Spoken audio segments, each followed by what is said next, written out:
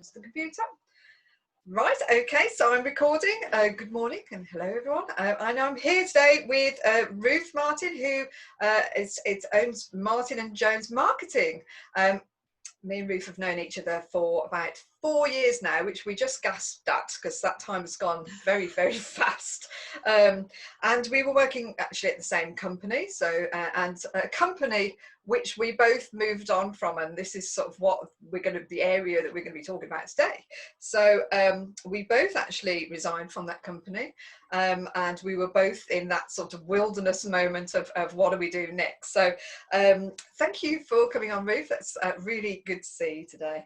It's lovely to see you too. It was nice to have a good chat before as well, so it's lovely to sort of catch up again.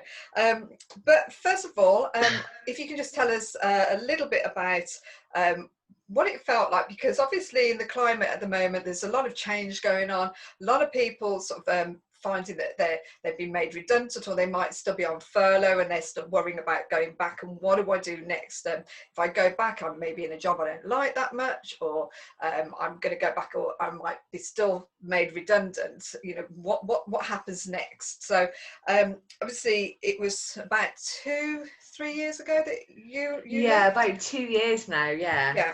So if you can just give us a little bit of information about what happened there and how it actually felt for you. Well, I think I've been working there for probably about 4-5 years, and I had loved every moment of it. I'd got, the chance to really push myself, to learn, to be challenged, and I could really have seen myself kind of working there forever. Really, it was a great environment to be in.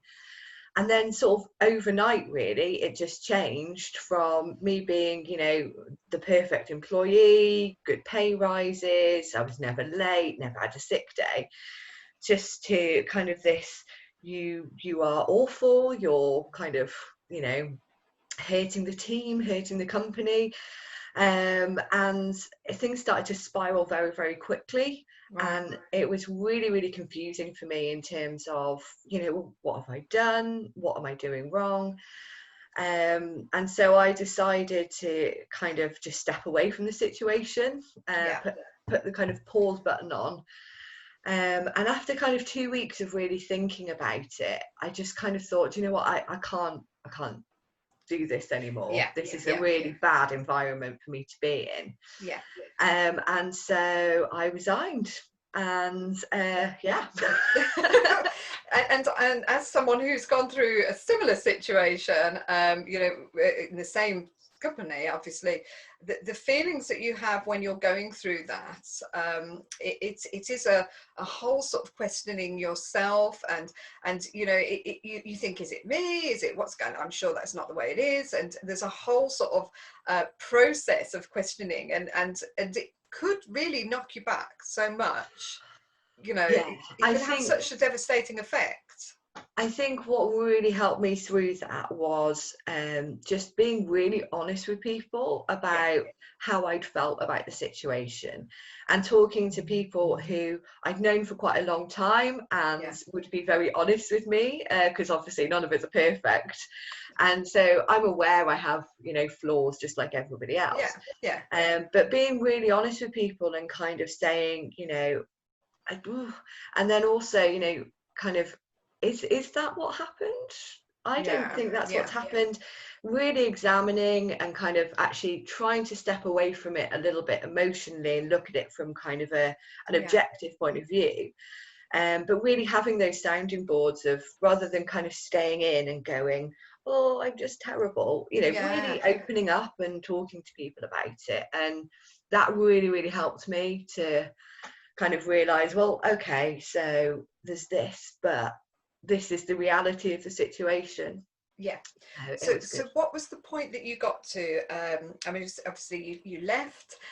What happened then? Did you think, I'm just going to apply for other jobs, or because it was such, I mean, I know sort of from my experience how afterwards you kind of when you've almost been indoctrinated into a toxic sort of environment, you kind of think, what else is there? It's very difficult to know what else you're going to do next. And you know, you feel like you're going to fall off a cliff at the end of it, you know. So it's almost a kind of rush to try and get that next job, which could actually be exactly the same as the old job. So how did you cope with that? Well, that's exactly what I did. My first port of call is, right, I'm not going back there. I need to get another job. Yeah. And so I applied for quite a few things, and I got offered kind of probably about 3 or 4 different positions. Yeah. And I sat there and I just thought, this is going from the frying pan into the fire. This Yeah. is me doing the exact same things. Yeah. This is not worked out for me here. So I don't think it's going to work out here. You know, I'm just going to be repeating the same patterns. And for me, it was about trying to break those cycles. Yes. You know, these jobs were brilliant. They were excellent, great opportunities, you know, with kind of big companies. And, you know, part of me is going, yeah, because I've got more chance to learn. And then I thought, but I'm going to have to fit into this very kind of rigid culture. Yeah. Where you aren't allowed to question, you know, if you see something that you feel uncomfortable with, you're not allowed to say anything, you know, because then you're not playing by the culture rules. Yeah. And I kind of just felt that I didn't want to do that again. So Yeah, so at what point, I totally get that. It's funny because a lot of entrepreneurs that I talk to now will say, like, I'm just so unemployable now. It's just like, yeah. just Within about 6 months, I was like, yeah, nobody is ever going to employ me again. Exactly. It becomes very difficult, doesn't it? Because I suppose, you know, you rightly say, in a company you have to fit into a culture, and some people just you know, we are. Some people will just sort of call out things, and it's just not seen as nice. But I think, you know, it will be called emotional, things like, you'll be called emotional, and quite often it's just emotional intelligence. Quite often it's supposed to do, which is perfectly okay. Yeah, it's perfectly okay. It's perfectly, you know, okay. empathy is actually a good attribute to have. It is a good attribute, and I always think when you take experiences, you know, from your jobs that you've had, and you learn how to be better, and you learn how to be the leader you want to be. Most certainly. I would not be able to be doing the things I've done with my own business and how that's developed so much without actually really paying attention Yeah. to what was happening. You know, I was lucky enough to have those chats with people. Yeah. And I soaked in everything. You know, I took in their advice, I listened, I went away and thought about it. And so that has enabled me really to build the business with the vision of what I want it to be. So, and now, you know, we have employees and things like that. I can really create that culture that I would have That always you would want. wanted, Yeah. you know, with people being able to work their own hours, people, you know, being able to really put their own ideas in, not just the ideas that have been suggested, you know, and to be able to go off and do their own things at the same time, you know, because Yeah. it all brings it back in. So. And so at what point, obviously you left, and at what point did you decide then, now is the time I'm going to set up a business? Because it's been about 2 years or so, maybe a bit longer, that you've been in business for. So and how difficult was that to make that transition? Well, I suppose it probably took me, I think for the first maybe month or so, I was in absolute shell shock. Yeah. I just couldn't see anything. I was just, you know, really torn apart, to be honest. Yeah. And then, you know, I managed to pull it together enough for interviews. And it was after I started getting a couple of job offers that I just went, no, I'm not going to do this. But what am I going to do then? Well, how about I give it a go doing my own thing? Yeah. And so from that point on, I was like, right, I need to get my business plan together. I need to look at investment. I need to get my marketing sorted out. I need to know my services. And so I decided it was probably kind of the September, that I was going to launch the business in January. Right. And so I spent, you know, 4 months really kind of looking at networking, researching, market research, positioning, get my branding sorted. Yeah. Really kind of focused on that. And that was great because it meant while I was still processing all this hurt and all this stuff, Yeah. I had something really positive to focus on. But it wasn't launched yet, so I didn't quite have the pressure that I now have forever. But you So, had that there in front of you, that new future that was opening up in front of you. yeah. So tell us a bit about your business. So Martin and Jones Marketing. So what I kind of realised is there wasn't a lot of people focusing on the marketing strategy side. Yeah. So there's lots of people, like lots of agencies who deliver marketing from in kind of, we'll do your e-shots, we'll handle your social media, but nobody was actually really sitting down with people and working out with them why they wanted to do that.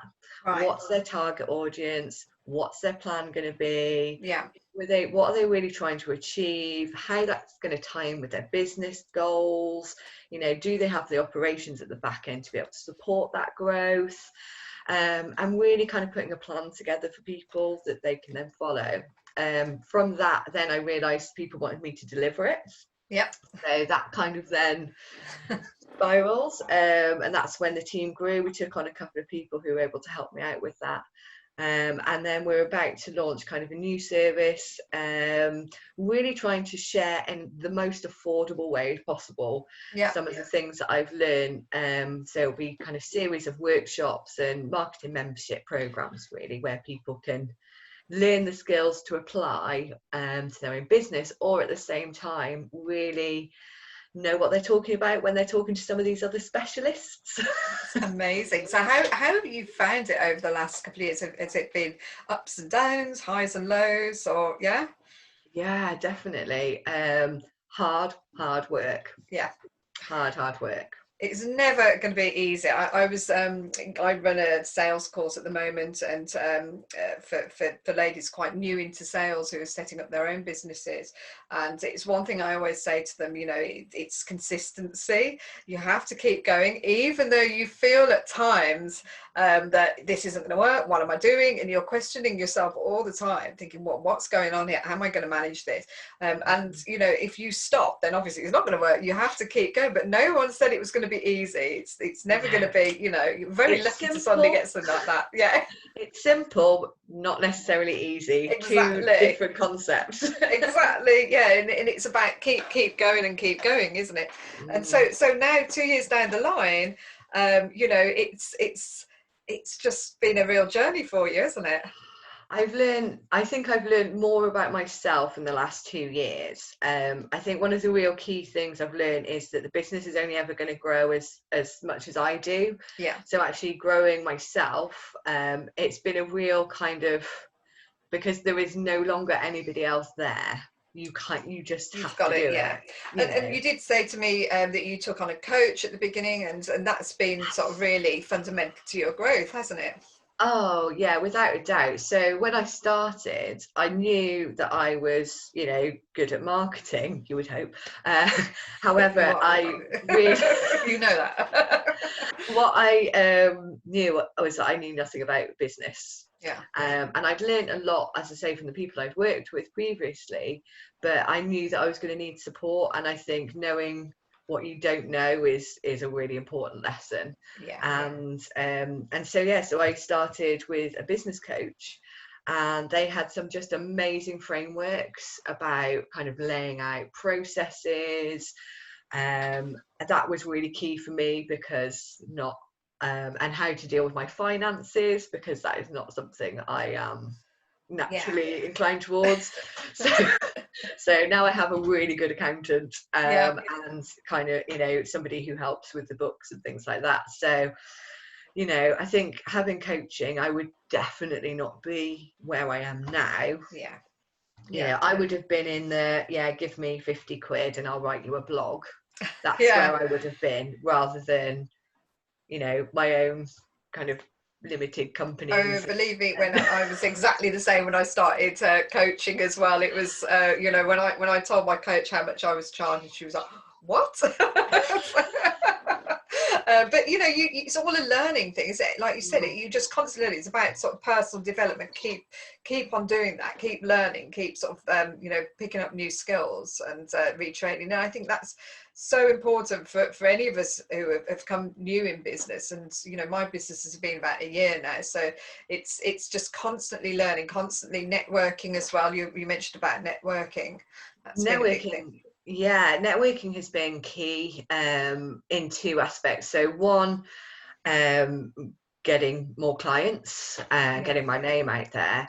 But two as well, really building those support networks. I think that's where a lot of kind of old style business falls down, is because it's all about, you know, sale. Yeah. And when you start to look at it much more in a collaborative spirit, where what can we do for each other? How can we improve each other? How can we work together? Yeah. Start looking at it from that mind frame, kind of mindset, and it just naturally builds. It's almost like put the effort in there and then the rest kind of just comes. Oh, that's brilliant. So if what advice, obviously, you know, going back to what we said right at the beginning, you know, we're in a strange time in our history at the moment. We've just gone through a pandemic, which you know, my lifetime, I've never seen anything like that. And you know, we're heading into recession. I think we're probably already in recession as far. If you turn on the news as someone who has maybe you know, if someone's just lost their job, or they're thinking they might lose their job, and they're feeling all these fears, and they're sort of in the media or on the telly, you know, what would be your advice for them at this point? I think, like, just try to sit down and think about your options. Think about what you have to do. So, right, I have to bring in this amount of money to pay my mortgage. And then look at the different ways that you can do that. I think so many of us get caught on this wheel of, you work for people, they pay your wages. You work for people, they pay your wages. You work like this because that's what you were told. You cannot take time off for kids stuff, you know, and really sit there and look, because there is a range of options. And I think we can let our kind of fear of change and our fear of being out of control really overwhelm us. But there is always a way out. You know, these things are just, we're very used to them, but all our systems and processes are changing in the world right now. And so just try to kind of not let the overwhelm cloud you, so that you can only see the negative, because it's an amazing to have that space, really enjoy that space to kind of sit there, think about what it is that you want to achieve with your life, what is it you want, and use that space to think about different ways that you can achieve that. That's great advice. And I think, you know, we can all see that sometimes at a moment of fear and at a moment of times where things are out of our control, we forget to see the opportunity in it, and sometimes there's a massive opportunity in it. And you know, that's great advice, and thanks for coming on and telling us your story today, and I wish you all the best, and look forward to catching up with you soon, Ruth. It's So been thank you very amazing. much. Thank you very much.